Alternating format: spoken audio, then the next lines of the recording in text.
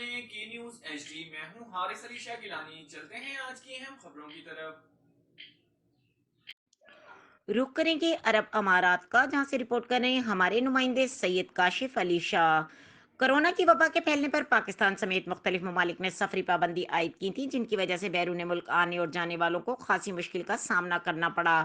You اے ای آنے والے افراد پر نئی پابندیاں عائد کر دی گئیں۔ متحدہ عرب امارات نے کرونا وائرس کے حوالے سے پابندیوں میں نرمی کرتے ہوئے آگاہ کیا ہے کہ کرونا سے متاثرہ مریضوں کے ساتھ براہ راست رابطے میں آنے والوں کو پہلے 7ویں روز PCR ٹیسٹ سے گزرنا ہوگا، کیونکہ یہی وہ وقت ہوتا ہے جب بیماری کی علامات ظاہر ہوتی ہیں۔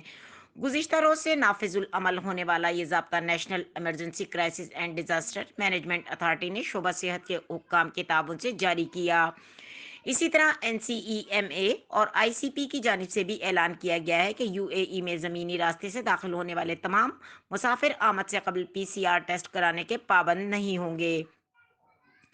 ان کے لیے ریپیٹ ایکسپونیشنل ڈیپ ایگزامینیشن EDE سے گزرنا ضروری ہے، اور اس کا نتیجہ آنے تک انہیں ملک میں داخل ہونے کی اجازت نہیں ہوگی۔ اور حکومت کی جانب سے اعلان کردہ یہ ضابطہ ویکسین لگوانے اور نہ لگوانے والے دونوں قسم کے مسافروں پر لاگو ہوگا۔ NCEMA اور ICP کی جانب سے رہائشیوں اور مقیم غیر ملکیوں پر زور دیا کہ وہ عوامی مقامات جیسے مالز، سیاحتی مقامات یا دیگر تقریبات میں داخل ہوتے وقت گرین پاس پروٹوکول کی پابندی کریں۔ ضابطے کی یہ تبدیلی UAE حکومت کی حکمت عملی کا حصہ ہے، جس کا مقصد عوام کو کرونا وبا سے محفوظ رکھنا ہے۔